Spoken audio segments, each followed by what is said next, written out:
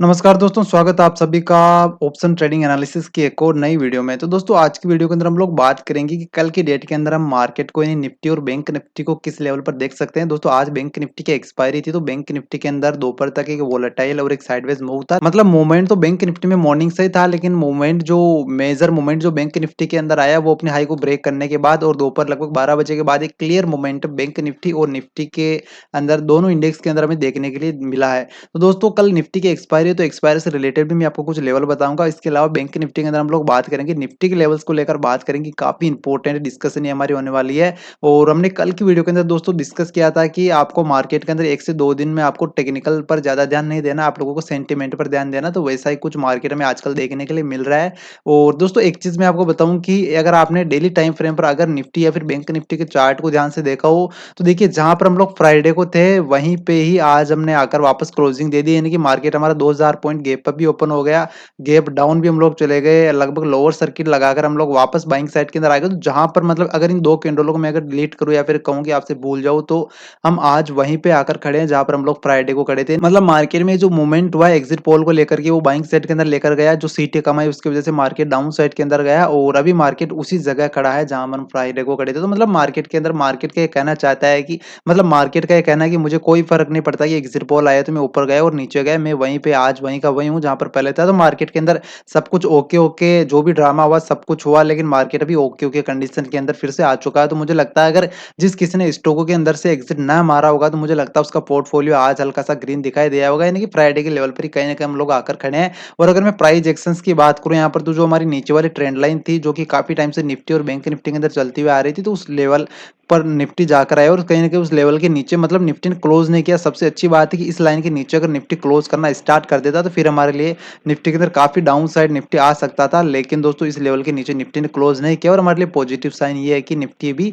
इस लेवल के ऊपर ही चल रहा है। तो दोस्तों अब देखिए सबसे पहले बात कर लेते हैं पॉलिटिकल व्यू ऑफ एंगल से कि पॉलिटिकली हमारा मार्केट किस तरह से मूवमेंट कर सकता है 1 से 2 दिन के अंदर। तो दोस्तों आज आपको पता है कि लगभग 12 बजे न्यूज़ आई कि प्रधानमंत्री नरेंद्र मोदी जो 8 जून को जो है प्रधानमंत्री पद की शपथ लेंगे, तो उसका एक पॉजिटिव इंपैक्ट मार्केट के अंदर आया और मार्केट में 12 बजे के बाद ही क्लियर मूव देखने के लिए मिला।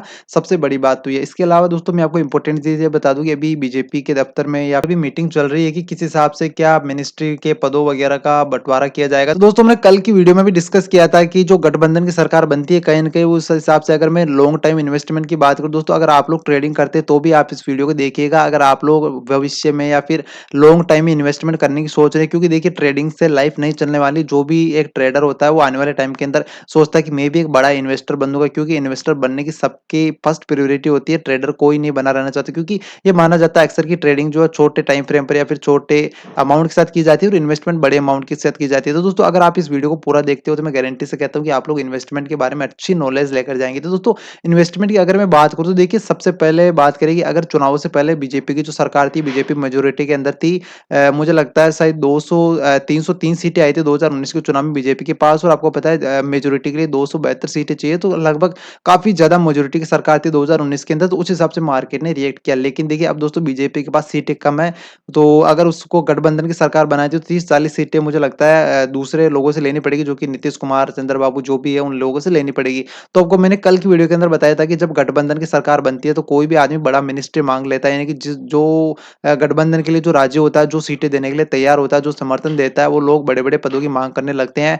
आज न्यूज यहाँ तक आई कि लोकसभा में जो स्पीकर होता है वो तक बनने के लिए सीटें की मांग कर रहे हैं। कई लोग जो है वित्त मंत्री, कई लोग मतलब जो बड़े बड़े जो भी रेलवे मंत्री है, जो रेलवे मिनिस्ट्री है, तो बड़े बड़े मिनिस्ट्री लोग मांग रहे हैं। तो आपको पता है जब इस तरह के लोग देखिए अगर बीजेपी की सरकार होती, तो मार्केट के पास, इन्वेस्टर के पास एक कॉन्फिडेंस रहता है कि हाँ मोदी जी के हाथ में सब कुछ सत्ता है। लेकिन अगर यही मिनिस्ट्री अगर गठबंधन वाले लोगों को दी जाएगी, तो आपको पता है फिर मार्केट का क्या हाल होगा, क्योंकि इन्वेस्टर जो ऑपरेटर है वो लोग इतने बेवकूफ नहीं है कि अपना पैसा ऐसे ही लगा देंगे। क्योंकि देखिए चीज को, सेंटिमेंट को समझने की कोशिश कीजिए कि जब मार्केट के अंदर बीजेपी की मेजोरिटी के साथ सरकार की थी, तब इन्वेस्टर को एक कॉन्फिडेंस था। दोस्तों इन्वेस्टर का कॉन्फिडेंस सबसे ज्यादा इंपॉर्टेंट होता है मार्केट के लिए। तो जब कॉन्फिडेंस मार्केट के अंदर होता है, तो आपको पता है मार्केट कंटिन्यू बाइंग साइड के अंदर मोमेंटम करेगा। लेकिन मैं आपको बता दूं, अगर गठबंधन की सरकार बनती है और अगर किसी को भी अगर इस तरह के बड़े मिनिस्ट्री अगर दिए जाते हैं, अगर रेलवे मिनिस्ट्री किसी को दिया गया, तो रेलवे स्टॉक्स का क्या होगा। और दोस्तों पीएसयू स्टॉक की तो हालत इतनी खराब होने जा रही है फ्यूचर के अंदर, मैं आपको बता रहा हूँ। वो दोस्तों सीटें मिलने के बाद डिसाइड हो पाएगा कि किसको कौन सी सीटें दी जाती है। उसके बाद में और पिक्चर क्लियर हो पाएगी। लेकिन पीएसयू, गवर्नमेंट स्टॉक्स वगैरह है, जो जिस भी किसी को मिनिस्ट्री जाती है तो उससे रिलेटेड जो स्टॉक है, स्टॉक मार्केट पूरा ही इम्पैक्ट होता है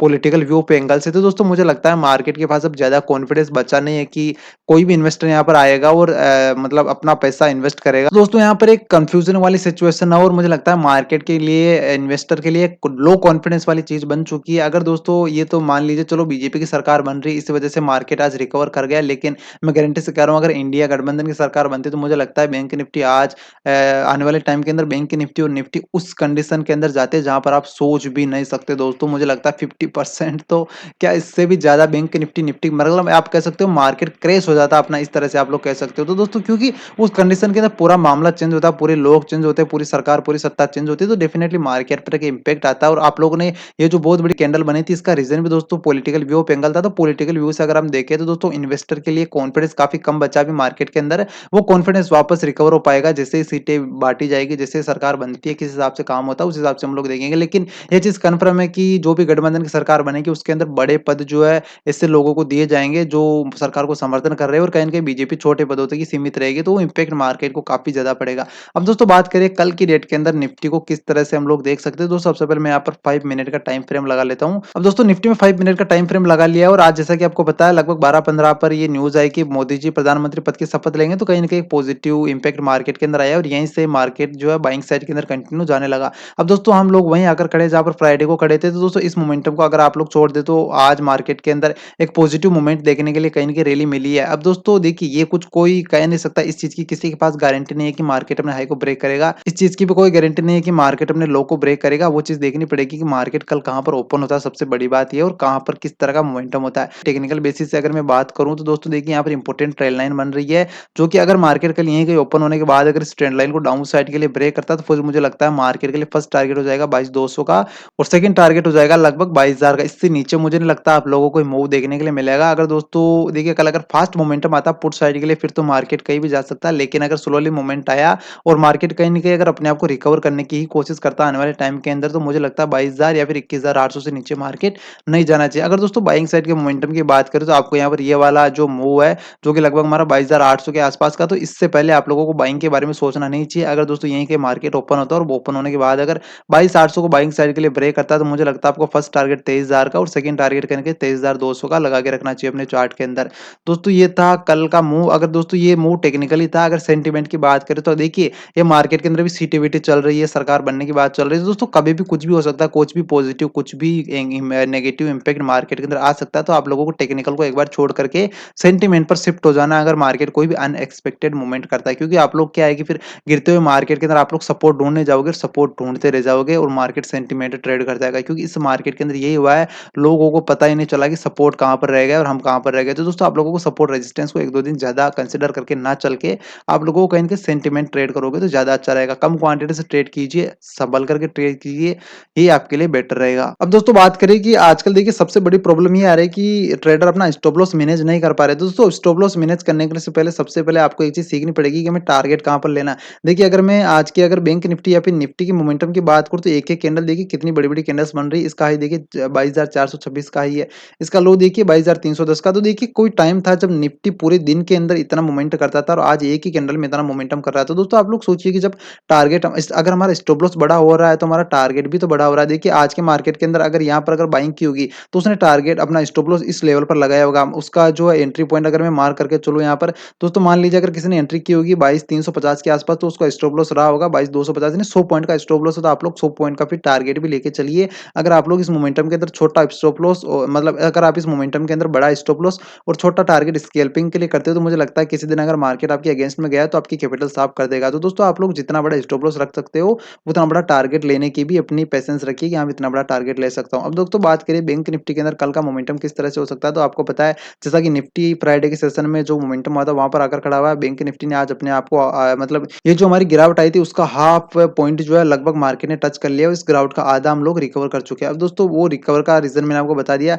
मैं एक बार बैंक निफ्टी के अंदर 5 मिनट का टाइम लगा लेता हूँ और बात कर लेते हैं कल के मोमेंटम की। अब दोस्तों बात करें अगर कल बैंक निफ्टी गैप डाउन होता तो मुझे लगता है यहाँ से एक सपोर्ट मार्केट के अंदर बनता हुआ दिख सकता है आपको, जो कि लेवल हमारा 18,400 से लेकर के 18,500 का। अगर इस लेवल पर मार्केट आता तो मुझे लगता है एक शॉर्ट कवरिंग मूव मिलेगा और मुझे लगता है फिर बैंक निफ्टी ट्रेड करता हुआ आएगा 49,000 के आसपास। अब दोस्तों बात करें अगर बैंक बैंक निफ्टी कल गैप अप ओपन होता है तो मुझे लगता है यहाँ से सेलिंग ही बैंक निफ्टी के अंदर आ सकती है, क्योंकि देखिए ये लेवल मार्केट के आज रेजिस्टेंस की तरह काम किया, यहाँ पर मार्केट ने रेजिस्टेंस लिया तो हो सकता है यहाँ से सेलिंग मार्केट के अंदर आपको दिखाई दे। फिलहाल दोस्तों अगर मार्केट हमारा फ्लैट ओपनिंग होता है जहां पर आज क्लोजिंग की मार्केट ने वहीं अगर ओपन होता है और ओपन होने के बाद अगर इस लेवल को मार्केट बाइंग साइड के लिए ब्रेक करता है, फिर मुझे लगता है मार्केट आपको फर्स्ट टारगेट देके जाएगा 49,600 का, 49,800 का आपको दो टारगेट मार्केट कल की डेट के अंदर बाइंग साइड के लिए दे सकता है। अब दोस्तों बात करें कल अगर किसी भी नेगेटिव न्यूज के कारण अगर मार्केट सेलिंग के अंदर आने लगता है तो मुझे लगता है फिर आप लोगों को वेट कर लेना चाहिए कहीं ना कहीं 48,800 के लेवल के ब्रेक होने का। अगर यहाँ से मार्केट ब्रेक होने के बाद अगर हल्का सा भी कोई बीरिश प्राइस एक्शन बनाता है तो फिर मुझे लगता है मार्केट आएगा 48,400 के आसपास। ये फर्स्ट टारगेट हो सकता है और सेकंड टारगेट हमारा हो सकता है 48,000 का। दोस्तों ये दो टारगेट बाइंग साइड के लिए और ये दो टारगेट आप लोग सेलिंग साइड के लिए कल की डेट के अंदर मार्क करके रख सकते हो बैंक निफ्टी के लिए। अब दोस्तों बात करें प्राइस एक्शन की, तो जैसा कि मैंने आपको बताया बैंक निफ्टी अगर इस लेवल को ब्रेक करता है तो मुझे लगता है फिर बैंक निफ्टी आपको इस लेवल के आसपास दिखाई देता है और यहाँ से मुझे लगता है यहाँ से इस लेवल तक पहुंचने में बैंक निफ्टी को कितना टाइम लगेगा ये चीज तो देखने वाली बात है। वैसे अगर इस चार्ट को देख के तो ये लगता है कि बैंक निफ्टी दो ही कैंडल्स में ऊपर भाग जाएगा, लेकिन दोस्तों देखिए मार्केट गिरने को तो गिर जाता है लेकिन रिकवर करने में कई बार टाइम लगा देता है। तो दोस्तों आप यहाँ पर संभल करके ट्रेड कीजिए, हो सकता है यहाँ पर मार्केट कुछ नया ही प्राइस एक्शन आपको बनाता हुआ दिखाई दे, उस हिसाब से हम लोग काम करेंगे। और अगर और कोई इंपॉर्टेंट न्यूज होगी और कोई इंपॉर्टेंट अपडेट होगी लेवल्स वगैरह में कल आपको टेलीग्राम चैनल के अंदर अपडेट करवा दूंगा। तो दोस्तों टेलीग्राम चैनल का लिंक इस वीडियो के डिस्क्रिप्शन में है, आप लोग वहां पर जाइए, चीजों को देखिए, सीखिए और समझिए और जरूर ज्वाइन कीजिए। दोस्तों मिलते हैं किसी नेक्स्ट वीडियो के अंदर। तो दोस्तों ये थी आज की हमारी important analysis video. I hope video आपको पसंद आएगी। दोस्तों वीडियो पसंद आई तो वीडियो को लाइक करके चैनल को सब्सक्राइब कर दीजिएगा इससे इंटरेस्टिंग वीडियोस देखने के लिए। मिलता हूँ किसी नेक्स्ट एजुकेशन रिलेटेड वीडियो में इंफॉर्मेशन के साथ, तब तक के लिए जय हिंद जय भारत।